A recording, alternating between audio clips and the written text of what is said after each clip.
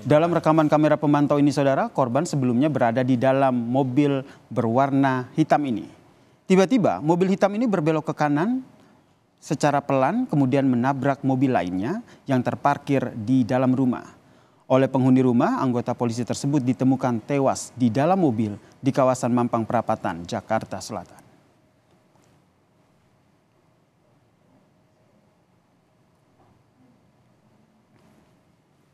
Polisi kemudian melakukan olah TKP melibatkan Polda Metro Jaya, Puslap 4 Polri dan juga tim identifikasi Polres Jakarta Selatan, saudara.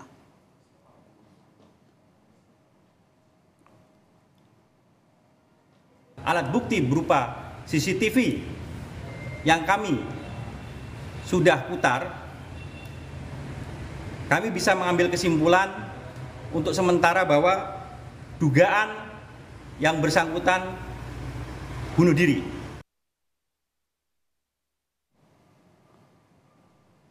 Kapolda Sulawesi Utara pun memerintahkan Kapolresta Manado untuk ke Jakarta menyelidiki tewasnya salah satu anggota kepolisian Polres Manado yang ditemukan meninggal dunia di dalam mobil dengan luka tembak di kepala.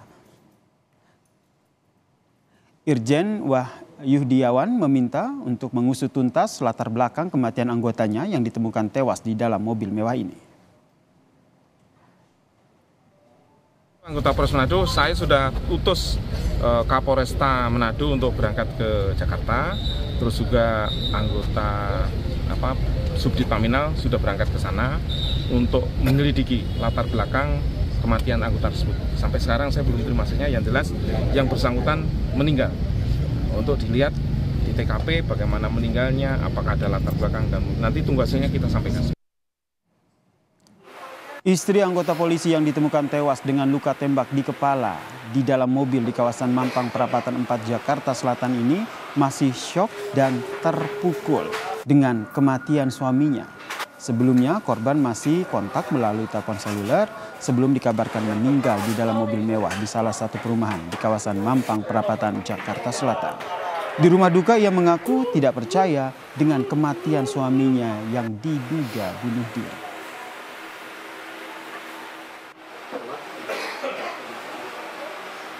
Sudah nyaman dia kerja di Bogor, tidak nyaman. Dia di Jakarta. Sudah nyaman dia kerja. Saya belum sampai tidak sampai sana. Pokoknya kasihan terbaik apa dari kepolisian. Dan sampai sekarang ibu tidak percaya. Iya, tidak percaya. Keluarga anggota polisi Polresta Manado Sulawesi Utara yang ditemukan tewas di dalam mobil mewah mendatangi lokasi kejadian saudara di Mampang Perapatan 4 Jakarta Selatan. Kedatangan pihak keluarga didampingi oleh tim Satreskrim Polres Metro Jakarta Selatan dan juga sektor Mampang memastikan peristiwa yang terjadi yang menimpa anggota polisi tersebut. Selanjutnya saudara, keluarga korban akan mendatangi Rumah Sakit Polri Kramat Jati untuk melihat kondisi jenazah. Lalu bagaimana menganalisa kasus anggota polisi yang ditemukan tewas di dalam mobil di kawasan Mampang Perapatan Jakarta Selatan ini saudara? Kita telah terhubung dengan Komisioner Kompolnas Albertus Wahyu Ruharto dan juga pakar psikolog forensik Mas Reza Indragiri. Selamat malam Pak Wahyu dan Mas Reza, salam sehat. Selamat malam Mas, selamat sore. Selamat sore. Selamat sore, saya ke Pak Wahyu dulu. Pak Wahyu, Anda ada dapat informasi apa terkait dengan peristiwa ini? Betul ini merupakan dugaan bunuh diri? Ya, baik, terima kasih Mas. Kami begitu menerima berita, kemarin tadi pagi sudah diskusi di komisioner dan kami langsung minta keterangan resmi dan kontak baik via telepon maupun kami komunikasi intens. Memang dari internal Polri, dalam hal ini Polres ya, menginformasikan data-data menguatkan bahwa ini bukti bunuh diri. Lalu yang menjadi pertanyaan kami ada 3. Yang pertama bahwa mengapa ini polisi Manado datang ke Jakarta? Jawabannya informasi sementara cuti, tapi ini masih kami dalami karena kalau cuti pasti kan ada yang mengizinkan dan alasannya apa. Yang kedua itu berada di rumah pengusaha, sementara backgroundnya polisi lalu lintas. Nah, ada apa? Ini harus kami detailkan. Lalu yang ketiga dia itu masih usia muda. Dia itu ternyata kelahiran tahun 94 Juli, jadi baru 34 tahun. Nah, bagi Kompolnas ini persoalan serius. Apapun motivasinya, tadi kami diskusi panjang dengan Kapolsek maupun dengan Wakasat Reskrim, belum bisa secara jelas menyampaikan apa motivasinya. Tetapi nanti apapun temuannya, saya kira ini persoalan serius karena ini alarm kuat bagi Polri karena semakin ada saja polisi bunuh diri. Saya kira nanti Mas Rizal bisa menjelaskan, orang kalau bunuh diri itu kan sudah tingkat stres yang paling paling puncak ya, sudah tidak ada solusi lain. Sehingga bagi kami Kompolnas, data-data tadi dan pertanyaan-pertanyaan publik yang masuk ke kami tadi soal beberapa hal tadi, apa motivasinya dan sebagainya menjadi sangat penting karena menjadi polisi ini kan harus punya mental yang kuat.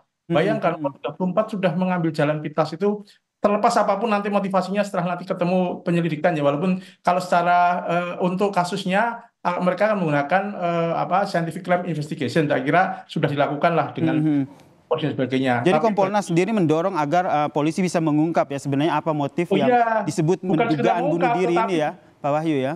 bukan segera mengungkap, tapi juga harus ada nanti kesimpulan yang lebih makro, karena jangan sampai kejadian ini terjadi terus. Ini kan kejadian ini nggak hanya sekali ini, selalu sudah terjadi. Ya, saya kira kalau dari ukuran jumlah mungkin sedikit ya, tetapi dengan banyaknya polisi-polisi muda bunuh diri, kan rata-rata brigadir-brigadir bunuh diri. Memang ada beberapa yang karena kasus setelah ketemu ada kasus ekonomi dan sebagainya. Tapi ini kan saya kira ini persoalan serius yang harus benar-benar ditangani, diawasi dan harus ada solusi. Oke, saya ke Mas Reza. Mas Reza juga melihat hal yang sama. Ini kesimpulan apakah bisa dikatakan terlalu dini begitu, ada dugaan bunuh diri dan juga ingin mendorong agar motifnya ini segera diungkap, Mas Reza? Penyebab kematian itu ada 4, yaitu seseorang meninggal dunia akibat faktor alami, ataukah akibat kecelakaan, ataukah bunuh diri, atau pembunuhan. Nah, selama saya tidak memiliki alat bukti apapun, maka praktis saya tidak bisa menyimpulkan. Walaupun kemudian kritik saya terhadap pihak kepolisian, terutama pihak Polres Jakarta Selatan adalah, bagaimana mungkin kemudian pihak kepolisian dalam waktu hanya sekian jam sudah bisa langsung menyimpulkan bahwa ini merupakan peristiwa bunuh diri. Ambil misal, anggaplah personil tersebut memang meletuskan senjata sedemikian rupa sehingga menembus kepalanya sendiri. Kemudian polisi menganggap itu sebagai perilaku bunuh diri. Tapi seandainya kemudian kita kaitkan itu dengan benturan satu kendaraan dengan kendaraan lain, sehingga kemudian senjata api secara tidak sengaja meletus, apakah itu bisa disebut sebagai bunuh diri? Boleh jadi itu justru merupakan kecelakaan. Betapapun sekali lagi polisi tersebut meletuskan senjata dengan tangannya sendiri dan menembus kepalanya sendiri. Itu poin pertama. Yang kedua, kalaulah kita berandai-andai bahwa ternyata peristiwa ini bisa disebut sebagai peristiwa bunuh diri, namun didahului dengan pengaruh, intimidasi, paksaan, atau pengaruh-pengaruh lainnya dari pihak lain terhadap polisi tersebut, maka benarkah bahwa ini merupakan sebuah peristiwa tunggal dan final yang bisa disimpulkan sebagai peristiwa bunuh diri, sehingga diusut sebagai peristiwa meninggalnya personil polisi akibat perilakunya sendiri? Justru saya beranggapan seandainya ditelusuri ke belakang, sekali lagi ada pengaruh, intimidasi, atau sejenisnya terhadap personil tersebut, maka alih-alih menyebut ini sebagai sebuah peristiwa tunggal, maka boleh jadi ada peristiwa pendahuluan yang juga boleh jadi berkonsekuensi pidana, yaitu seseorang yang mengkondisikan atau seseorang menyuruh orang lain untuk melakukan tindakan fatal sedemikian rupa. Karena itu, bagi saya, harus saya katakan bahwa ini merupakan sebuah simpulan yang terlalu dini. Tambah lagi ada penggunaan kosakata yang menurut saya tidak sinkron satu sama lain. Simpulan sementara sejauh ini. Simpulan, tapi sementara, dan baru sejauh ini. Maka alih-alih ini akan bisa meyakinkan publik tentang apa simpulan sementara dugaan kuat yang sudah dibangun oleh pihak kepolisian, justru boleh jadi membangun skeptisisme dan mengingatkan kita pada peristiwa-peristiwa tragis lainnya yang juga pernah dialami oleh personil polisi pada waktu-waktu terdahulu. Tadi yang Anda sebutkan poin kedua, Beto, kalau seandainya ini dugaan bunuh diri, tentu harus dilihat apa penyebabnya, apakah ada dugaan intimidasi, ada tekanan. Hal seperti ini nanti akan dibuktikan dalam proses penyelidikan nanti oleh pihak kepolisian, termasuk melakukan otopsi dan juga pemeriksaan sejumlah saksi, Mas Reza? Psikologi forensik punya metode khusus yang disebut sebagai otopsi psikologi. Otopsi psikologi adalah sebuah metode untuk memastikan apa sesungguhnya penyebab kematian seseorang yang diduga akibat bunuh diri. Nah, otopsi psikologi bisa dilakukan lewat 2 langkah. Pertama, dengan melakukan pemeriksaan terhadap orang-orang yang tahu persis bagaimana suasana batin personil polisi tersebut, apa kira-kira problem yang dia alami baik itu di rumah, di lingkungan masyarakat ataupun di kantor, dan juga dengan menempuh jalan kedua yaitu dengan memeriksa catatan-catatan medis yang bersangkutan. Silakan dicek di Polda misalnya, adakah catatan tentang kondisi psikologis tertentu atau gangguan fisik tertentu yang dialami oleh pelaku atau personil polisi tersebut. Nah, dua jalan ini yaitu sekali lagi pengecekan terhadap orang-orang di sekitar kehidupan yang bersangkutan dan pemeriksaan terhadap kondisi kesehatan psikis maupun fisik yang bersangkutan, itulah yang disebut sebagai otopsi psikologis yang semestinya dijalankan terlebih dahulu sebelum pihak Polres Jakarta Selatan membuat simpulan sementara kuat diduga ini adalah bunuh diri. Ini masih simpulan sementara begitu, terus itu diduga, kemudian nanti ada simpulannya nanti masih dilanjutkan. Pak Wahyu, kalau dari Kompolnas sendiri, apakah juga ikut melakukan penyelidikan atau memantau kasus ini? Karena ini tentu jadi sorotan publik ini, baru beberapa, seperti yang tadi katakan Mas Reza begitu, baru beberapa saat tapi langsung disimpulkan ini adalah dugaan bunuh diri. Kalau memantau pasti, karena itu tupoksi kami, ya. Tetapi begini, kami harus luruskan dulu, bagi Kompolnas, tentu bahasa hukum itu standar yang ada di kepolisian.